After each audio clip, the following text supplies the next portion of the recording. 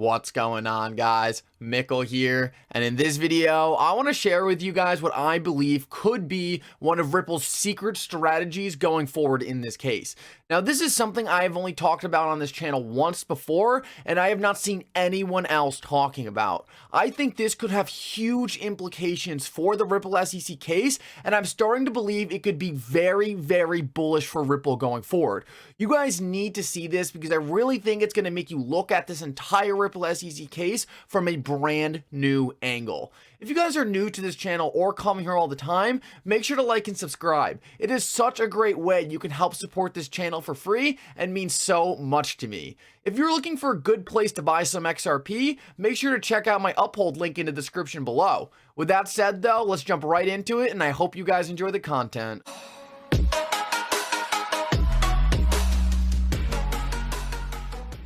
So one of the most interesting developments we have had in the Ripple SEC case actually has to do with another cryptocurrency company, and that is LBRY. For those of you who didn't see this, LBRY tweeted out that the SEC has already asked for extensions beyond this and were denied. The LBRY versus SEC case will likely be decided before the Ripple SEC case. Now, this was something that was very unexpected because the LBRY case came after the Ripple case. So for a long time, many people didn't even think this could be a possibility. But now it is looking more likely than ever that the LBRY case would actually finish or will actually finish before the Ripple case does. This means that the LBRY case could have implications on the Ripple decision and create a precedent going forward. Now, this was something that was pointed out by a lot of different lawyers in the community and something that was really brought as a negative. A lot of different lawyers were worried about the fact of getting an adverse ruling in the LBRY case and the SEC trying to use it to create more delays or even bad precedent for the Ripple case. So I actually tweeted out to LBRY and I said, you guys should delay until after the Ripple ruling. And my logic behind that was simply that Ripple has the best lawyers in the space. They have a lot more money than LBRY, so it's very likely that they could produce a better ruling against the SEC than LBRY might potentially be able to do. That way, LBRY could use the Ripple case as precedent in their own case and possibly get a better ruling. Now, this is something I was thinking about, but overall, I just thought it was important that Ripple actually work with LBRY either way because they're both going against the same enemy. So if it meant Ripple was helping LBRY pay some of its legal fees to possibly extend this case or even get a better ruling that could create better precedent in the Ripple case, either way, I just thought it was critical that if we had these two parties in a very similar position going against the SEC, in my opinion, it would make a lot of sense for them to work together going forward. Now, for those of you who don't know, when I first saw this come out, I was personally disappointed by it. We have been following this Ripple SEC case for so long, and it seems like Ripple has almost done the impossible and really just destroyed the SEC on every single point we have seen in this case.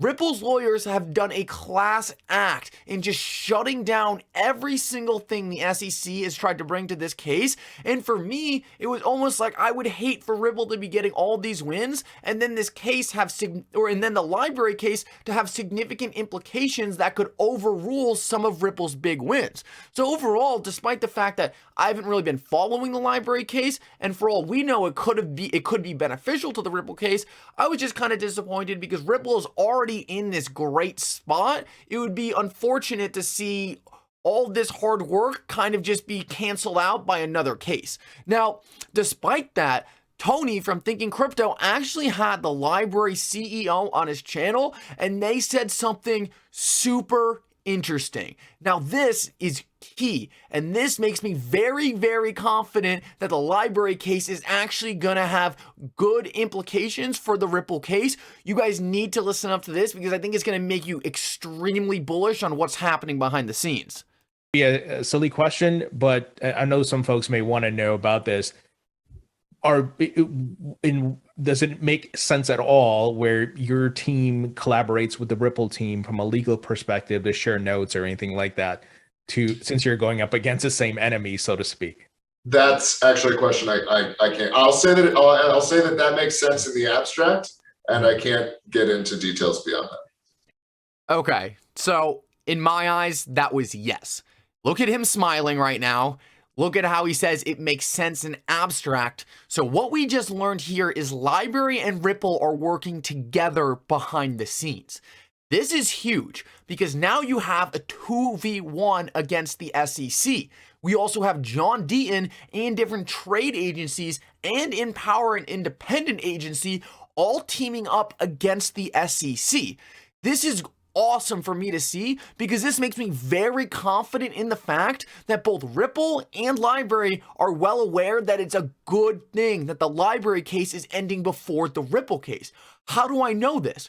If it wasn't, Ripple and Library would be extending the Library case until after a Ripple decision. But we can see that in the Library case, the Library team is actually excited that the case will be wrapping up before the Ripple case. And there's no doubt in my mind, based on this response, this is also what Ripple wants going forward.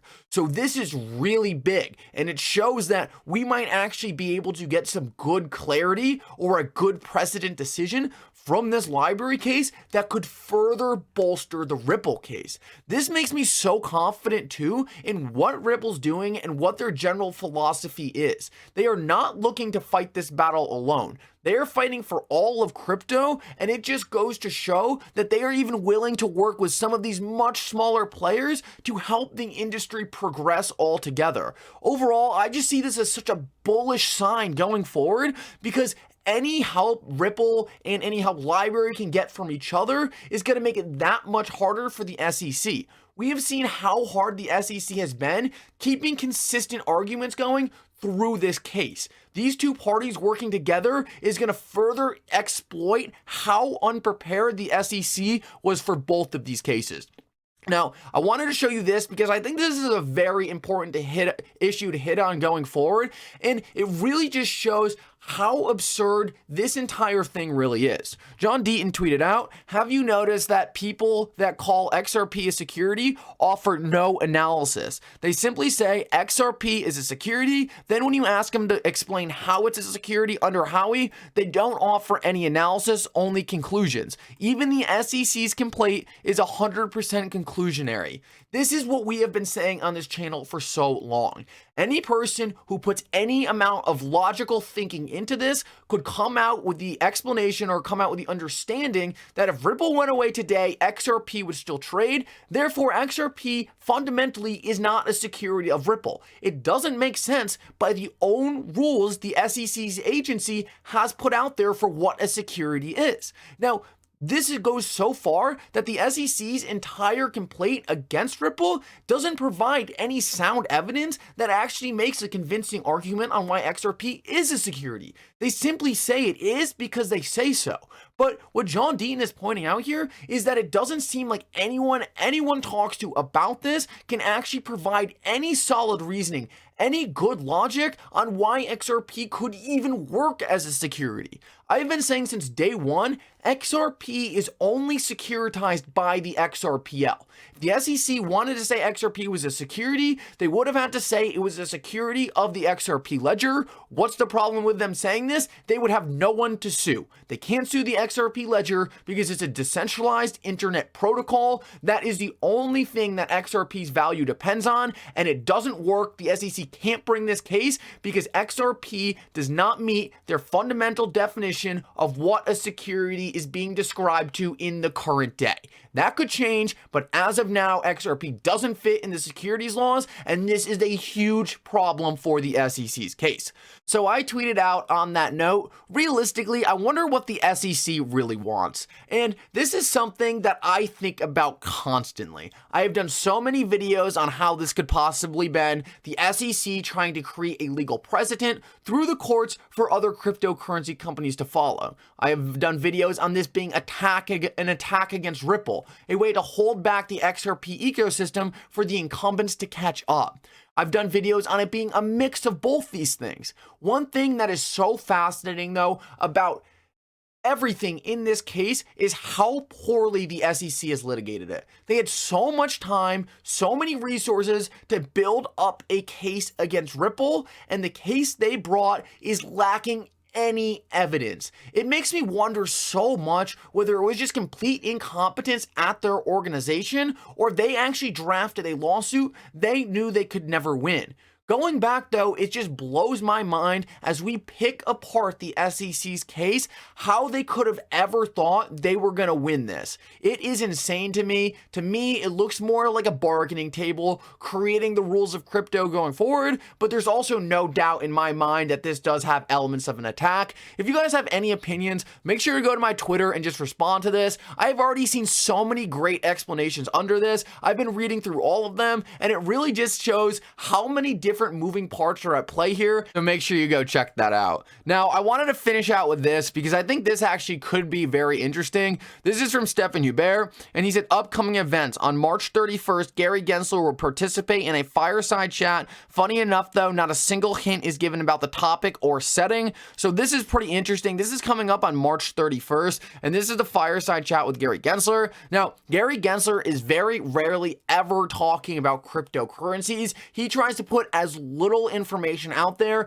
because he knows anything he says right now could really hurt him going forward with any of the cases he has open. The fact that this meeting doesn't have any description of what it is really makes me think it's about cryptocurrency. I can't really think of anything else he's trying to be borrowing from the public. It really makes me think that there could be some interesting stuff said here. I definitely think we should be paying attention to this. Every single time Gary Gensler talks, we can deem so much information on where his head's at, where he thinks he wants to go forward next, and overall what he thinks this industry is going to be moving towards in the future. He has the power over ending all this case, all this absurdity now, and he hasn't done it. So I think we need to be paying very close attention to him. I'll be watching this closely. Guys, thank you so much for coming. I hope you enjoyed this update. Make sure to like and subscribe. It helps me out so much in the YouTube algorithm. It means so much to me and does a lot to help this channel grow. With that said, though, everyone have a nice day. And for now, Mickle out.